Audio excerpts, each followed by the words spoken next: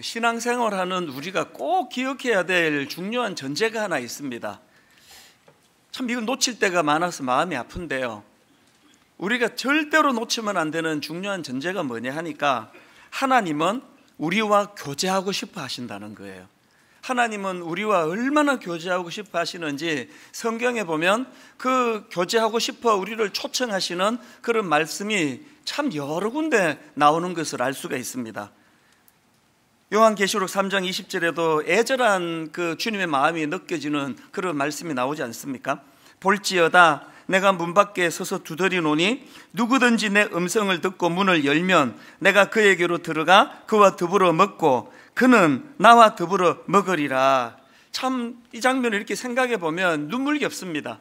어떻게든 우리와 교제하고 싶으셔서 우리 마음의 문을 두드리시는 그 주님의 심정이 느껴진다면요, 그런가 하면 이사야 55장 1절 오호라 너희 모든 목마른 자들아 물로 나오라 돈 없는 자도 오라 너희는 와서 사 먹되 돈 없이 값 없이 와서 포도주와 젖을 사라. 그런가 하면은 야고보서 4장 8절 우리 본당에도 이 구절을 걸어놓고 또 올 한 해 내내 묵상하기를 원하는데 하나님을 가까이 하라 그리하면 너희를 가까이 하시리라. 근데 여러분 이런 말씀을 오해하시면 안 되는 게요, 우리가 먼저 막 하나님께 다가가고 노력을 하고 애를 쓰고 그것을 보시고 하나님이 아이고 기특하다 나도 마음을 열지 뭐 그래서 우리에게 가까이 하시는 게 아니에요. 여기에 나와 있는 하나님을 가까이 하라라는 이 말씀 자체가 선행하는 하나님의 우리를 향하신 초청 아닙니까? 이 하나님의 초청에 우리가 반응하는 것이 이 야고보서 4장 8절 말씀이라는 겁니다. 오늘 본문 요한복음 7장 37절 말씀도 이런 맥락으로 읽으셔야 되는데요, 명절 끝날 곧 큰 날에 예수께서 서서 외쳐 이르시되 누구든지 목마르거든 내게로 와서 마시라. 여기서도 지금 주님이 우리를 초청하고 계시지 않습니까? 제가 이 말씀이 너무나 감동이 되는 게 뭐냐 하면요, 주님은 우리가 가진 목마름조차도 이걸 당신을 찾는 도구로 승화시키고 계시다는 거예요. 제가 이 구절 처음에는 그것을 발견을 못했는데 지난 연말서부터 이제 이 본문을 프린트 해가지고 어디 갈 때마다 그것을 갖고 다니면서 읽고 묵상하고 하면서 제가 깨달아진 게 이 말씀이에요. 여러분, 우리는 우리의 연약함, 우리의 실패감, 우리의 깨어짐, 우리의 목마름, 이런 우리의 상한 마음조차도 주님은 이걸 주님을 찾게 만드는 도구로 쓰기를 원하신다는 이게 왜 감동이 되는가 하면요, 제가 앞에서 읽어드린 이사야 55장 1절 2절 이 내용도 마찬가지입니다. 다시 한번 보십시오.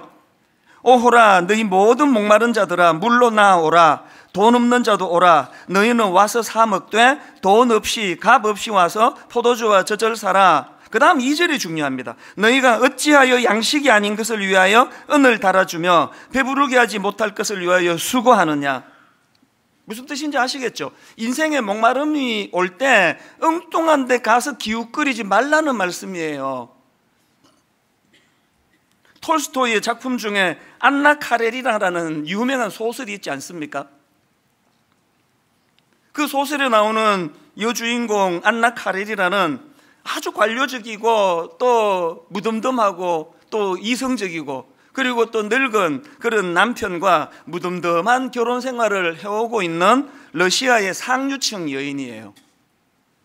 그렇게 무덤덤한 생활을 살던 안나 카레리나가 어느 날 자기 오빠를 만나려고 모스크바로 가는 기차를 타고 가는데 기차역에서 운명의 남자를 만납니다. 너무나 멋지고 젊은 브론스키 백작을 만나가지고 이제 걷잡을 수 없는 사랑에 빠집니다. 너무나 무덤덤하고 반응이 없는 그런 남편과 또 그런 생활을 영위하다가 막 가슴이 뛰는, 그래서 이 안나 카레리나 입장에서 이 멋진 또 젊은 브론스키 백작이야말로 나의 이 목마른 인생, 나의 이 무덤덤한 인생을 해결해 주러 온 그 구세주 같은 존재라고 그렇게 믿었을 거 아닙니까? 다 이제 거두절미하고 결말이 어떻게 되는가 아시죠? 그렇게 내 이 무덤덤한 생활, 이 내 목마른 인생을 해결해 줄 그런 구세주처럼 여겼던 젊은 브론스키 백작을 만났다는 그 결과가 어떻게 되느냐? 나중에 이 백작을 운명처럼 만났던 그 기차역에서 자살하는 것으로 안나라는 한 여인의 인생이 끝나는 거 아닙니까? 이사야 55장 2절 말씀이 지금 그걸 설명하는 겁니다. 너희가 어찌하여 양식이 아닌 것을 위하여 언을 달아주며 배부르게 하지 못할 것을 위하여 수고하느냐.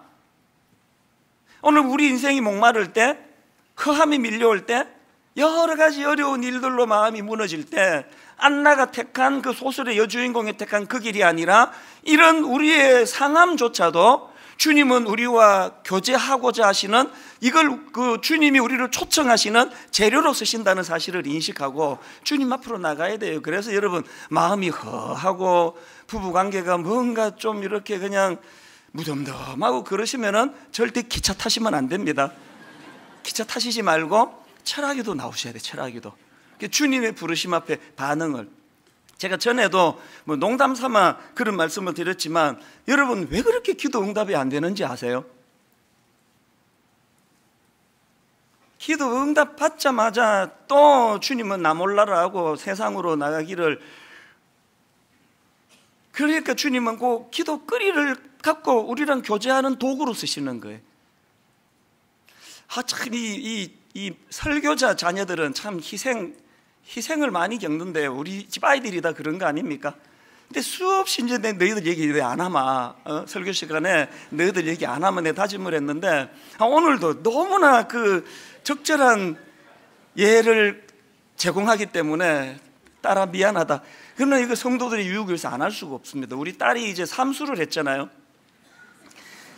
이제 마지막 이제 세 번째 시험을 보고 이제 어느 학교에다가 낸 거예요. 내고 나니까요, 이게 왜 얘한테 절박한가 하면 사실은 재수할 때 대학을 합격했습니다.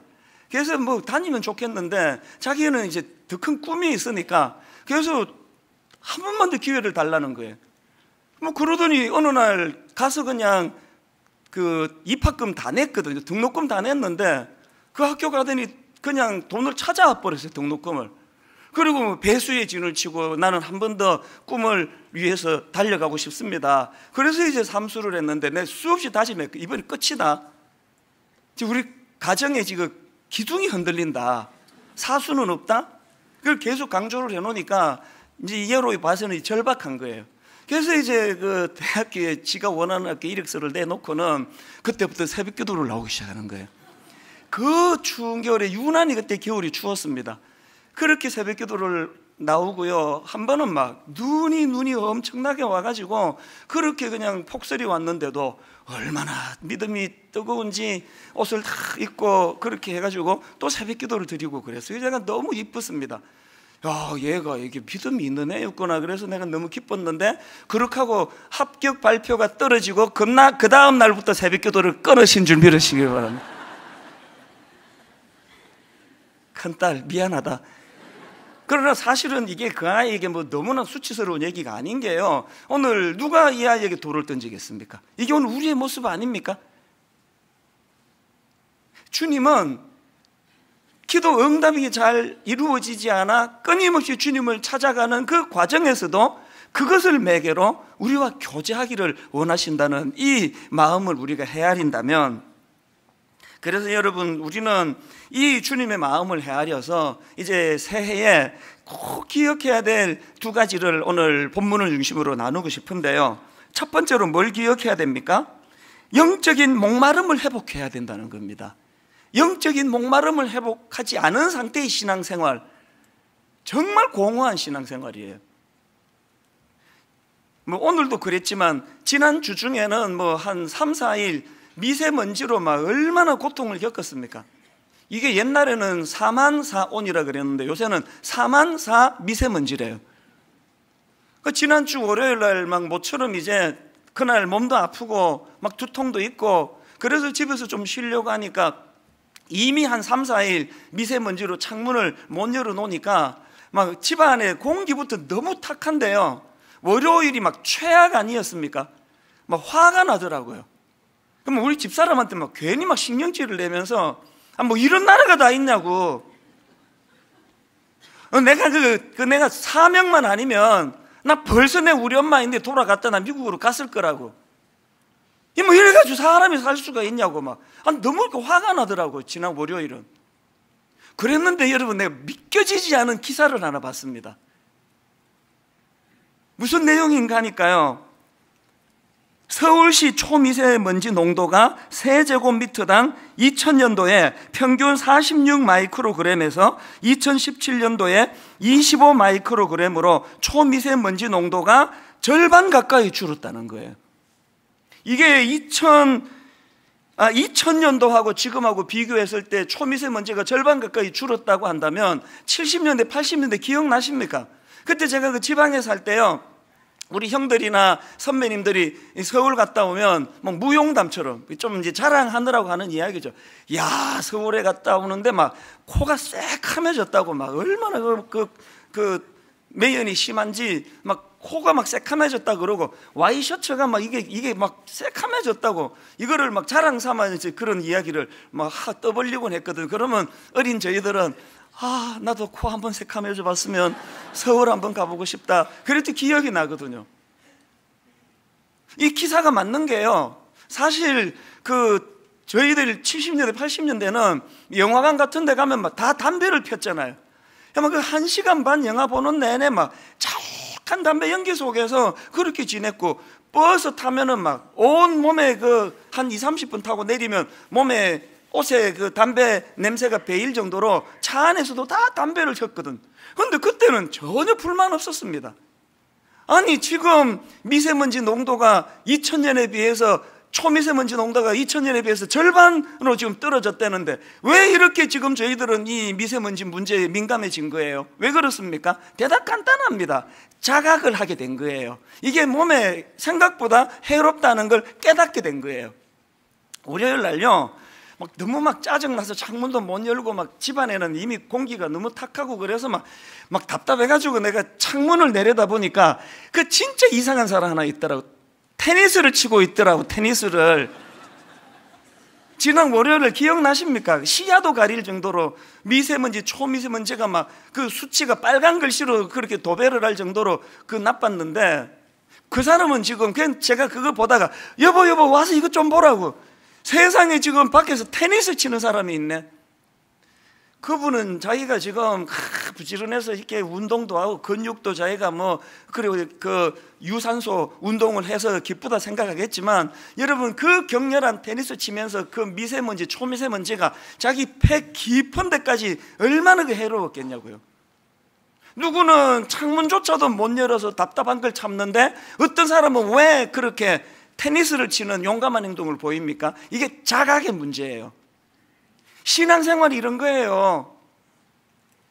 교회는요, 부익부 빈익빈 현상의 아주 샘플이 교회예요. 성령님은 우리에게 해갈의 기쁨도 주시지만, 성령님은 우리로 하여금 목마름의 자각을 주시는 분이에요. 여러분이 자꾸 지금 목마르시잖아요. 해갈이 지금 일어난다는 뜻이에요, 사실은. 아무 문제가 없죠. 목마름이 없잖아요. 해갈이 됐다는 게 아니고요, 여러분 지금 미세먼지 가득한데 테니스 치는 그 사람하고 같은 정상이에요. 자각이 없는 게, 영적으로 자각이. 이 부익부 빈익빈 현상, 이게 점점 심화가 됩니다. 똑같은 설교를 해도요, 어떤 사람은 막 목마름으로, 갈급함으로 예배가 끝나고 나면 하나님 앞에 괴로워서 그렇게 눈물로 회개 기도하는 그런 분이 계시는가 하면, 어떤 분은 진짜 들어야 되는 분들은 전혀 듣지를 않아요. 어이구, 저 목사가 오늘은 또 소리 유난히 지르네, 부부싸움하고 왔나? 이 영적으로 이게 분별력이 없으니까 이게 부익부 빈익빈이 점점 심해지고 있는 거예요. 오늘 이 말씀은요, 저 같은 중직자들, 목사, 특히 장로, 권사, 그런 분들이 더 유심히 들어야 되는 말씀입니다. 왜 그런지 아십니까? 37절 오늘 본문의 배경이 이렇습니다. 명절 끝날 곧 큰 날에 예수께서 서서 외쳐 이르시되 누구든지 목마르거든 내게로 와서 마시라. 지금 예수님께서 누구든지 목마르거든 내게로 와서 마시라라는 말씀을 어디서 외쳤는지 아십니까? 언제 외쳤는지 아십니까? 저기 맨 앞에 보니까 명절 끝날 곧 큰 날에 외쳤대요.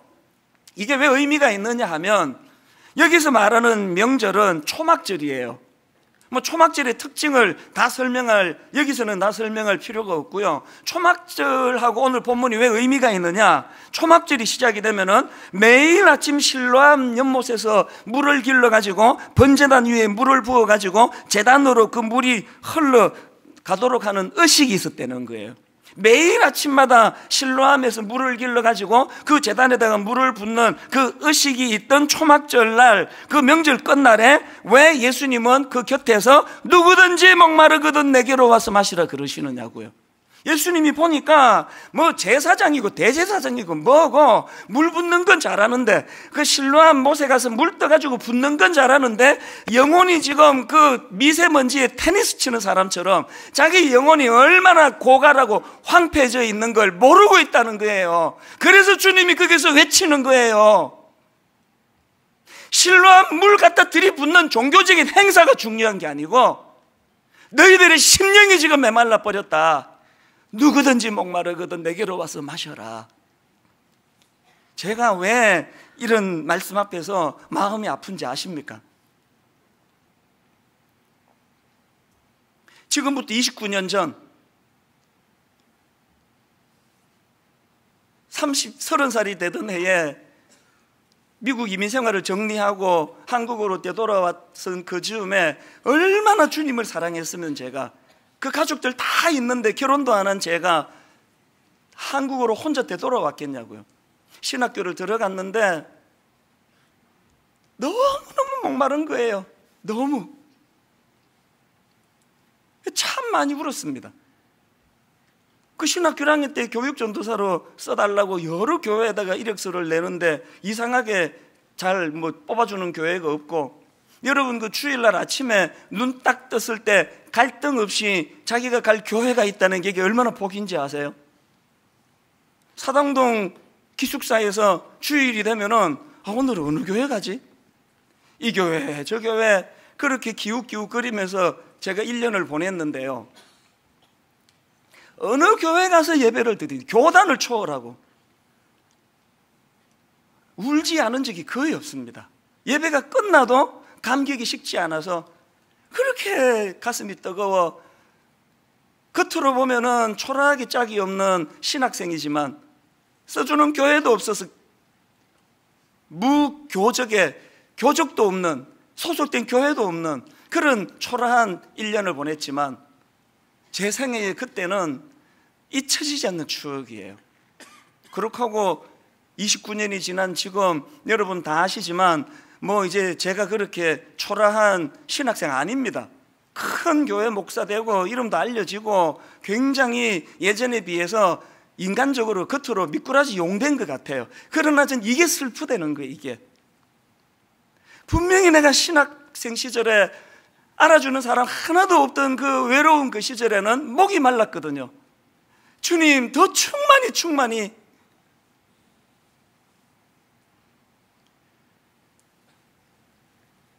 너무너무 목이 마르니까요, 제가 이 설교를 준비하다가 추억의 찬양이 뚝 떠올랐습니다. 구주를 생각만 해도 이렇게 좋거든, 주 얼굴 배울 때야 얼마나 좋으랴. 저 찬양 진짜 많이 불렀습니다. 수업 시간에 교수님이 신학을 가르치시면서 예수 그리스도에서 설명하는 그 설명만으로도 이렇게 가슴이 벅찬데, 주님은 얼굴과 얼굴을 맞대고 배울 그때 얼마나 내 마음이 감격이 벅차오를까. 그래서 길을 가다가도 그 골목길도 생각이 나요. 그 좁은 골목길을 지나가는데 저 찬양을 흥얼거리면서 얼마나 그렇게 눈물이 나더라고요. 아까 말씀드렸잖아요. 성령님은 해갈의 기쁨도 주시지만 해갈이 일어나면 일어날수록 더 목마르더라고요. 더 주님을 알고 싶고 더 주님을 사랑하고 싶고. 분당 우리 교회 개척 초기도 마찬가지 아닙니까? 제가 중고등부만 한 10년 하다가 어른 목회를 해놓으니까 뭐 설교를 뭐 제대로 뭐 할 수는 있었겠습니까? 그래서 제가 옛날 그 설교 원고를 한 번씩 뒤져보면요, 내 얼굴이 화끈거려요. 우선 내용이 없어요. 막 얼마나 소리를 많이 질렀는지 한번 이사하면서, 옛날에 한번 이사하면서 초창기 그 테이프가 나와가지고 짐 챙기면서 테이프를 듣다가 민망해서 중간에 껐습니다. 내용은 하나도 없고 막 계속 막 소리만 지르더라고요. 내 목이 그때 다 나간 것 같아. 아이고 참 설교 때 이렇게밖에 못했냐고 너무 민망한데요. 정말 신비로운 게 뭔지 아십니까? 저희 교회 초창기 성도님들 이구동성으로라는 얘기가 그때가 그립다는 거예요. 그때 그 예배가 그립다는 거예요. 그거 왜 그렇습니까?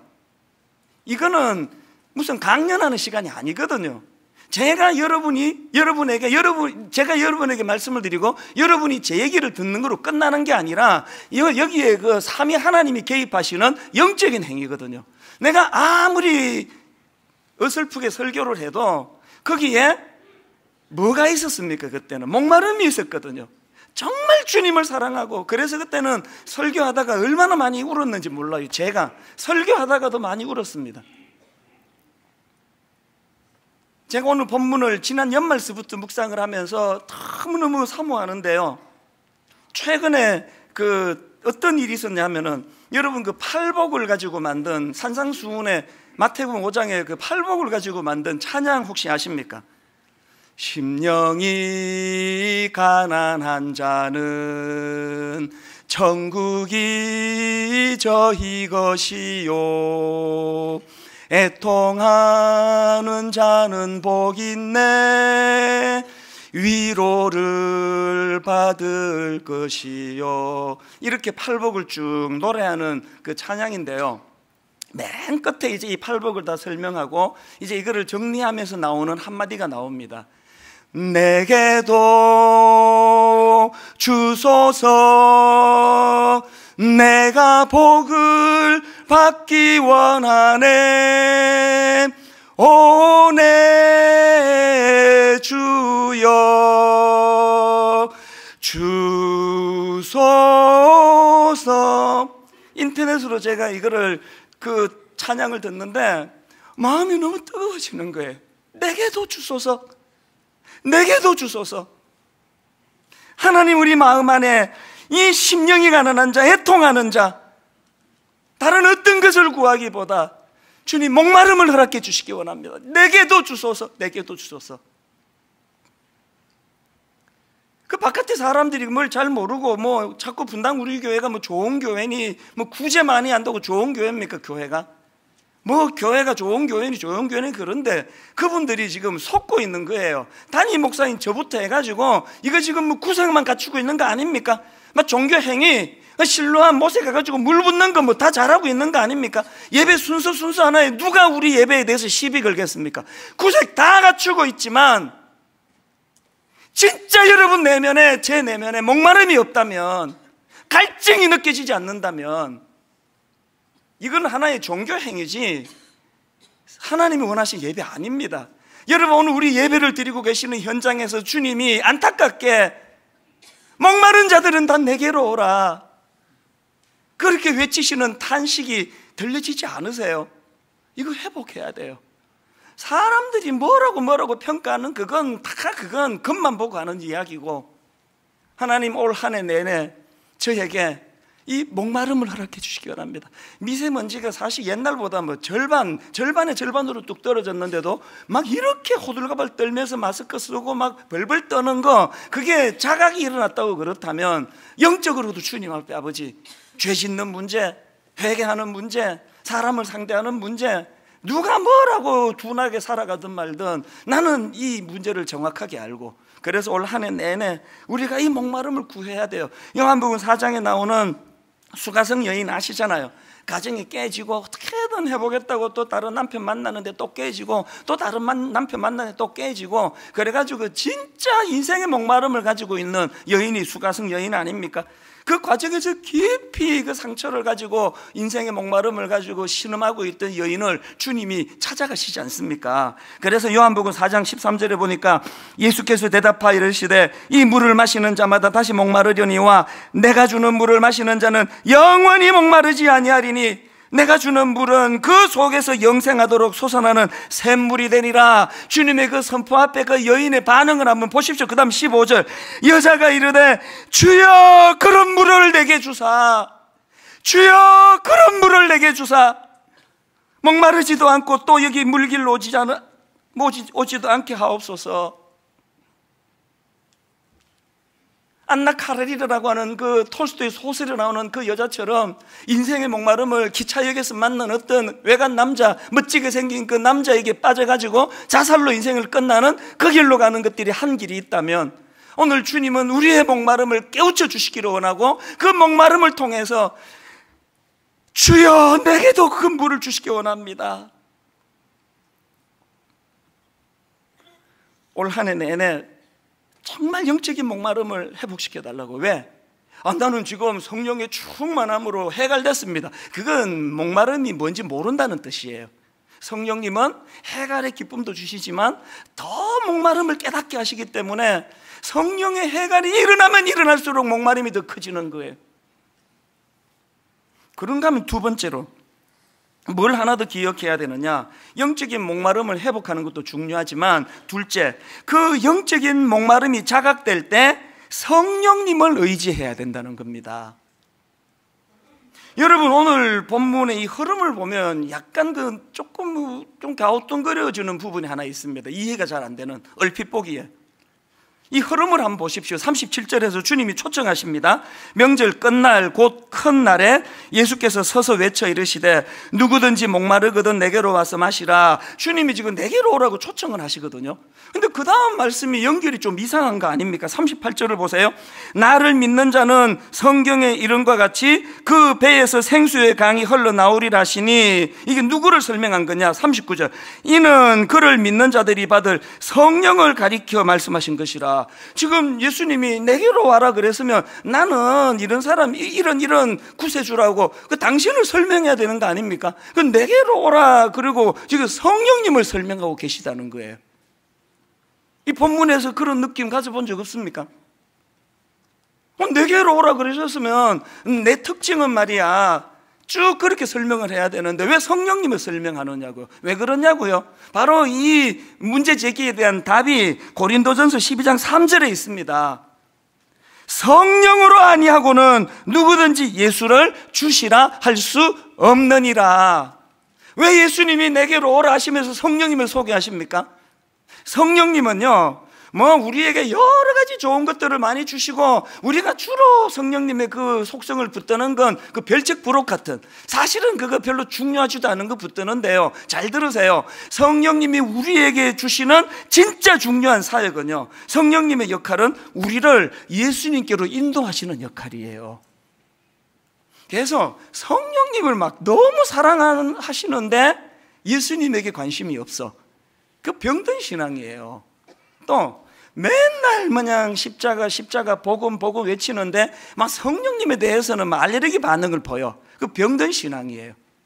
성령님과 예수 그리스도는 뗄 수 없는 거예요. 내 성령이 충만하면 그게 지금 내가 십자가 가까이 가 있다는 뜻이고요. 내가 너무나 주님을 사랑하고 주님에 대한 해갈의 기쁨이 있지만 목마름이 더 커진다면 그건 이미 내게 성령이 충만히 역사한다는 뜻이에요. 아까 제가 그 신학생 시절에 구주를 생각만 해도 이렇게 좋거든, 주 얼굴 배울 때야 얼마나 좋으랴, 그 찬양을 부르면서 골목길에 눈물을 줄줄 흘리며 간다는 말은 아까 내가 생략했지만 그때는 내가 성령 충만했다는 뜻이에요. 왜 그렇습니까? 성령 충만 없이는 그런 게 안 나옵니다.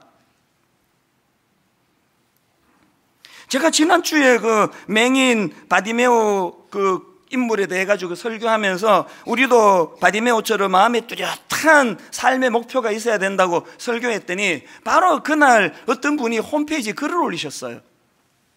글 제목이 소망이 무엇인지 물으신다면, 그 바디메오 설교를 듣고 이제 글을 쓰신 거예요. 내용을 한번 들어보세요. 오늘 말씀 첫 시작에서 목사님의 질문을 들으면서 가장 먼저 떠오른 내 소망은 하나님과의 연합, 하나님 임재 안에서 기쁘게 살아가기, 바로 이런 것들이 떠올랐습니다. 제게 이 꿈이 있기에 이번에 일을 통해서도 빠르게 하나님을 바라보았습니다.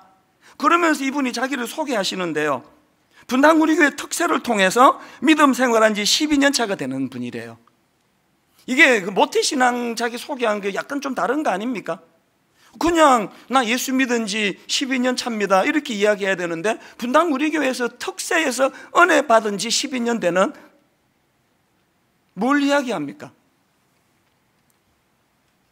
그리고 이분이 그 다음 글에서 그 말씀에 대한 갈급함을 어떻게 쭉 피력하는가 들어보십시오. 성령님께서 지금까지 가르쳐 주시고 말씀 중심으로 순종하게 하셨고, 깊은 기도로 주님의 임재 안에서 평강과 잔잔한 기쁨 가운데 여기까지 이끌어 오셨기에 원래 어떻게 이끌어 가실지 기대를 하면서 지금 여기 성령님 뜻을 따르며 가려 합니다. 이분은 지금요, 하나님의 임재를 누리시려면, 그 하나님의 임재로 목말라 하려면 성령님의 인도하심이 필요하다는 걸 정확하게 알고 있는 거 아닙니까? 지난주 설교가 예수님을 더 가까이, 예수님을 닮아가는 그런 설교 제목을 가지고 설교했는데, 이분은 그 말씀 듣고 말씀이 충만하기를 갈망하는데, 성령님 성령님 성령님 그 일을 가능케 인도하여 주시기 원합니다. 정확한 믿음을 갖고 있는 거 아닙니까? 요한복음 14장 26절에 보면은 보혜사 곧 아버지께서 내 이름으로 보내실 성령, 그가 너희에게 모든 것을 가르치고, 그 다음 보세요, 내가 너희에게 말한 모든 것을 생각나게 하리라. 성령으로 아니하고는 누구든지 예수를 주시라 할 수 없을 뿐만 아니라, 이 말씀 성령의 인도하심이 없으면 이거 그냥 삼국지 읽는 게 나아요. 이 무슨 재미입니까? 이거 이해도 못해요. 이거 아까 그 예수 믿은 지 12년 차 되는 우리 교회 특세에서 은혜를 받으셨다는 그분이 뭘 알고 있습니까? 원래 내가 성경을 좀 알기를 원하는데 그러려면 어떻게 해야 돼요? 성령님, 말씀의 가정교사 되시는 성령님, 지혜의 영을 허락해 주시기 원합니다. 여러분, 진짜 우리 마음에 그 우둔함이 사라지고 영혼의 목마름이 회복되기를 원하십니까? 성령님을 갈망해야 돼요. 성령님, 이 인생의 목마름을 내버려두면 안나 카레리나라는 그 여인처럼 자꾸 엉뚱한 데 가서 헛것을 구하게 되는 인생입니다. 성령님, 우리를 십자가 앞으로 인도하여 주시기 원합니다. 그래서 여러분, 성령 충만을 원하시면 성령기과 관련해서 두 가지를 구하셔야 돼요. 성령 충만을 원하십니까? 첫째, 가난한 마음을 회복하셔야 됩니다. 아까 제가 팔복을 노래로 불러드렸는데요, 팔복의 첫째가 뭡니까? 마태복음 5장 3절, 심령이 가난한 자는 복이 있나니 천국이 그들의 것이며, 그 다음 6절, 의에 줄이고 목마른 자는 복이 있나니 그들이 배부를 것이며. 그 박영돈 교수님이 쓴 책 중에요, 성령 충만, 실패한 이들을 위한 은혜, 이런 제목의 책이 있는데, 이 내용을 가지고 왜 우리가 그렇게 성령 충만을 원하지만 이게 잘 안 되느냐를 설명하는 대목이 있습니다. 한번 들어보십시오. 성령 충만은 자신의 영적인 가난함을 알고 의에 줄이고 목마른 사람을 위한 은혜이다. 심령이 가난하다는 말은 절박하다는 뜻이다. 심령이 가난한 자는 절박하게 하나님의 구원과 도우심의 은혜를 갈망하는 사람이다. 의에 줄이고 목마름은 가난한 심령의 구체적인 표현이다. 줄이고 목마름은 요긴함과 강렬함의 두 가지 의미를 담고 있다. 성령 충만을 정말로 원하신다면 이 갈급함, 내 영혼의 가난한 현실을 자각하는 거예요. 내가 얼마나 겉은 부유하지만, 무슨 큰 교회 목사랍시고 거들먹거리고 있지만 네 영혼이 얼마나 지금 목말라 있는지를 자각하게 되는 그 자각에서부터 성령님을 사모하게 된다는 겁니다. 여러분에게 이 가난한 마음 있습니까? 오늘 또 강조합니다. 뭐하러 장로 되셨어요? 뭐하러 권사 돼가지고 그렇게 마음이 부유해지셨냐고요? 그까짓 거 다 내려놓고 하나님 앞에 벌거벗은 단독자로서, 아버지, 저는 가난한 마음으로 주님 은혜를 구합니다. 성령님 불쌍히 여겨주시기 원합니다. 그런가 하면 두 번째로 성령 충만 원하시면 성령님을 인격적인 존재로 대하는 태도를 가지셔야 돼요. 우리가 가장 나쁜 못된 짓이 그거예요. 성령님을 인격적으로 보지 않고 뭘 주시는 겁나와라 뚝딱, 은나와라 뚝딱, 요술 방망이로 생각하는 거, 그게 아주 악한 태도예요.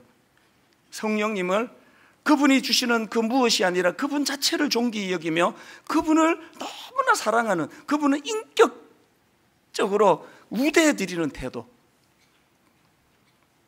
저한테요, 딱 주일이 지나면은 메일을 보내주는 그 대학생이 하나 있습니다.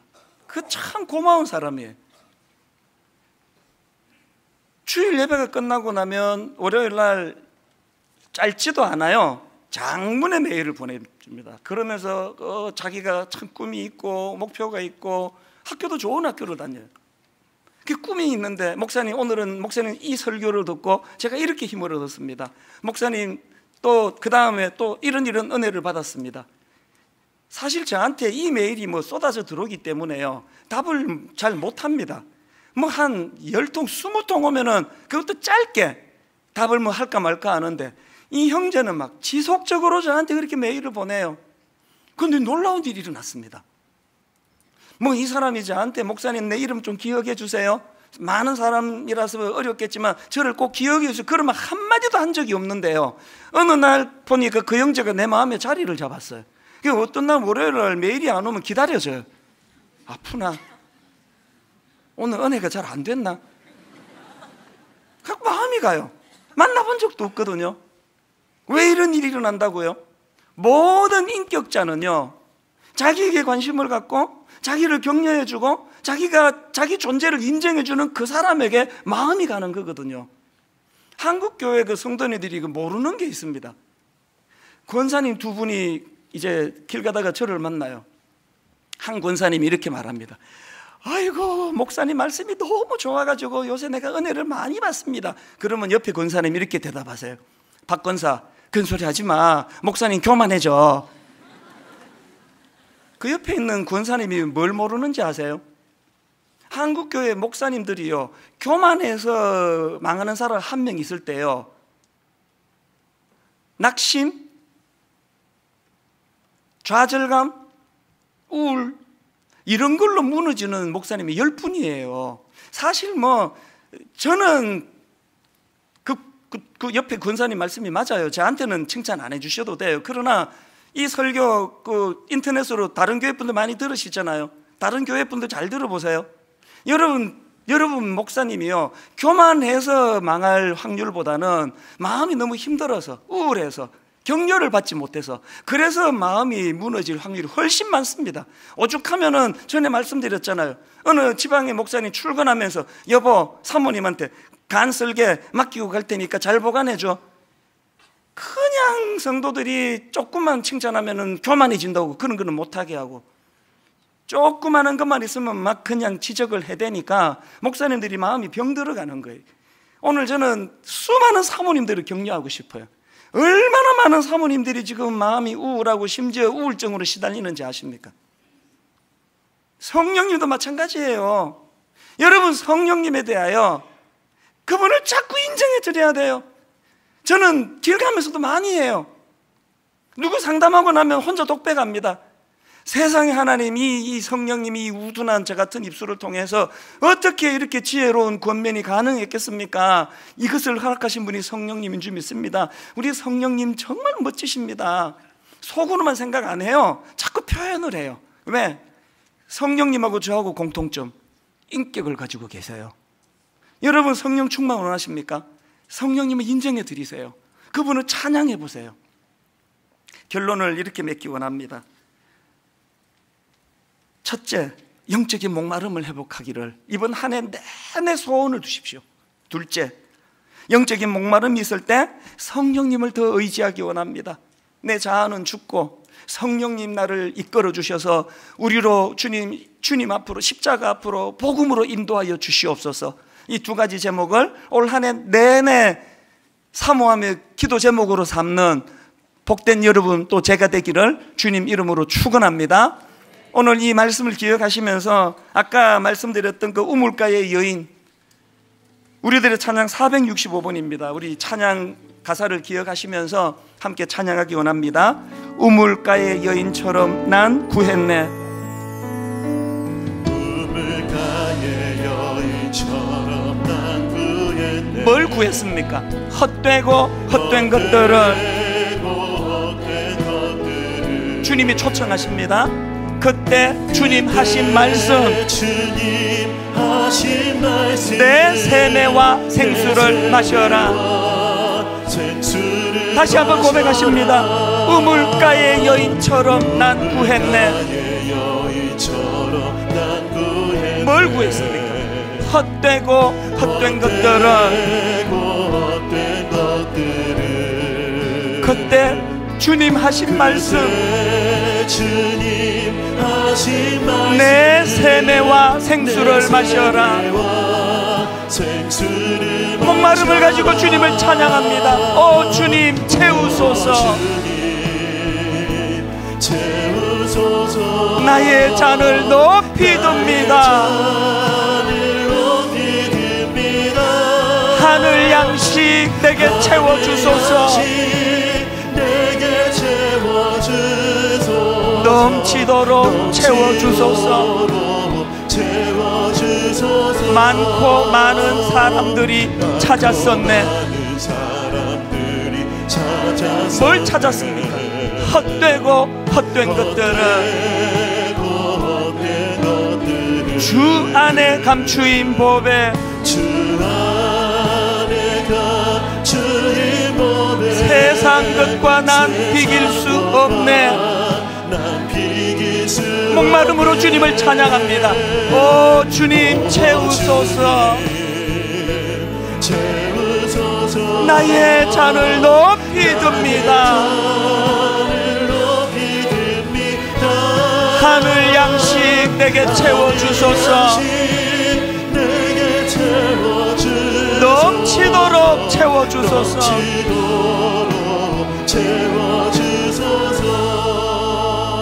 이제 여러분 새해가 밝았나 하니까 지금 2월 가까이 다가가고 있습니다. 어떡하시렵니까? 예수 믿은 지 12년 차가 아닙니다. 특별새벽 부흥회를 통해 은혜를 받은 지 12년 됐대요. 여러분이 지금 막 성령으로 충만해서 목마름이 없는 게 아니고요, 목마름이 없는 것 자체가 지금 영적으로 드라이해졌다는 뜻이에요. 속으시면 안 됩니다. 실로암 물가에 그 종교 의식 행한다고 물 붓고 하는 이 모습을 보시고 주님이 누구든지 목마르거든 내게로 와서 마시라 말씀하신 이유가 거기 있는 거 아닙니까? 저처럼 목회 한 29년차 되는 이런 사람이 가장 위험하고요, 장로 된 지 오래되신 분, 권사 되신 지 오래되신 분, 종교 행위가 너무 익숙하신 분, 몸에 착착 맞는 것처럼 그냥 용어가 툭툭 튀어나오시는 분, 말 끝에 주여 주여 달고 사시는 분, 그게 여러분이 심령의 고백인지를 돌아보셔야 합니다. 주님이 보시기에는 아이고 언제부터 네가 그런 영적인 불감증에 빠져가지고 올 한 해 이 소원을 가지고 아버지 이 목마름을 자각하기 원합니다. 그 미세먼지가 저렇게 많은, 누구는 창문도 못 여는데 테니스 치고 있는 그 우둔한 그 사람처럼 내 영혼이 그렇습니다.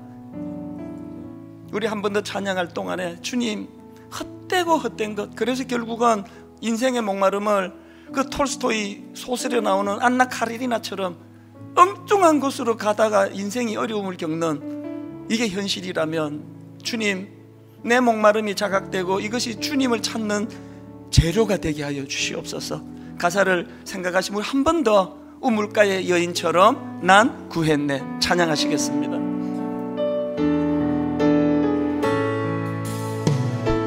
우물가의 여인처럼 난 구했네. 헛되고 헛된 것들은 이것이 자각되기를 원합니다.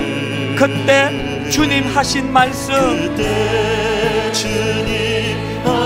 내 세매와 생수를 마셔라. 오 주님 채우소서. 내 인생의 목마름, 나의 잔을 높이 듭니다. 하늘 양식 내게 채워주소서. 넘치도록 채워주소서. 오 주님 채우소서.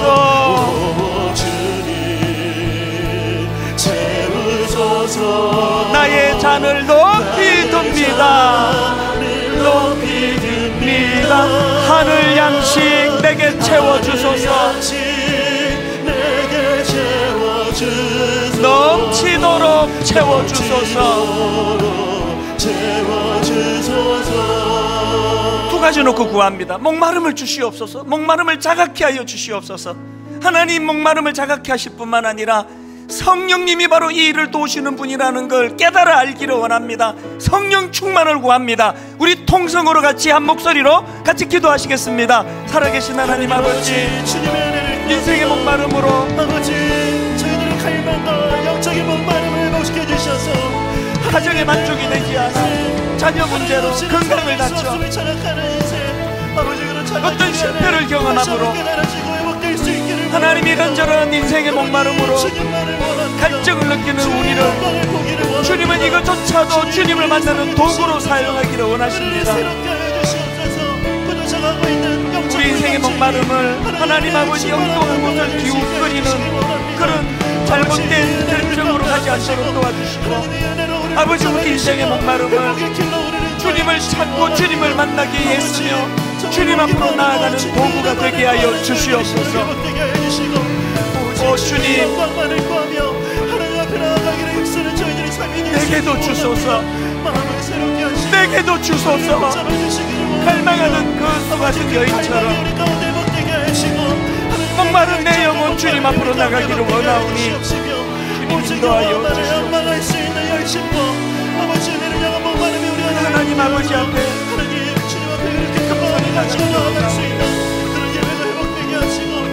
계속 기도하실 분 계속 기도하시고 그 소가성 여인처럼 노래합니다. 오 주님 채우소서. 오 주님 채우소서. 나의 잔을 높이 듭니다.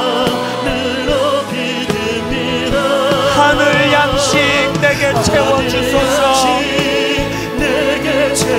넘치도록 채워주소서. 목마른 나의 영혼 주를 부르니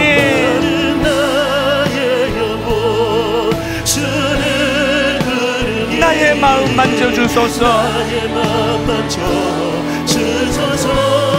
주님만을 원합니다. 더 원합니다.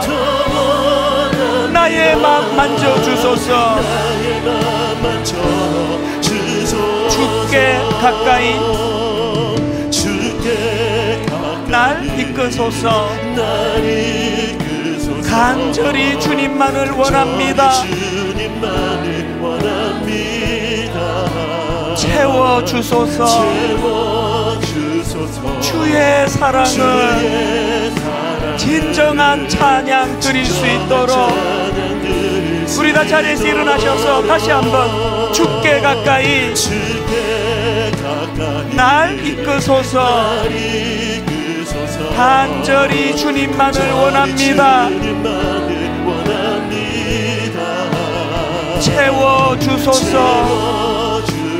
주의 사랑을 진정한 찬양 드릴 수 있도록 여러분, 우리의 목마름을 가지고 주님 앞으로 나가십니다. 목마른 나의 영혼 주를 부르니 나의 맘 만져주소서. 주님만을 원합니다. 더 원합니다. 나의 맘 만져주소서.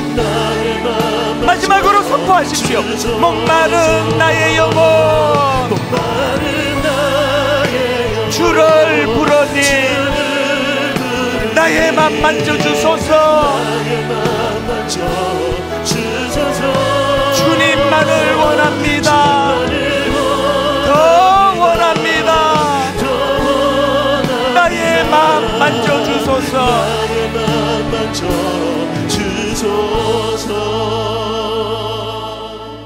나를 사랑하는 자들이 나의 사랑을 입으며 나를 간절히 찾는 자가 나를 만날 것이니라. 하나님이 말씀 의지하여 이번 한 주간 동안도 목마름이 회복되고 그 갈증을 가지고 은혜를 구할 때 성령님께서 해결해 주시는, 예수 그리스도 앞으로 인도해 주시는 놀라운 일들이 이번 한 주간 내내 일어나게 인도하여 주시옵소서.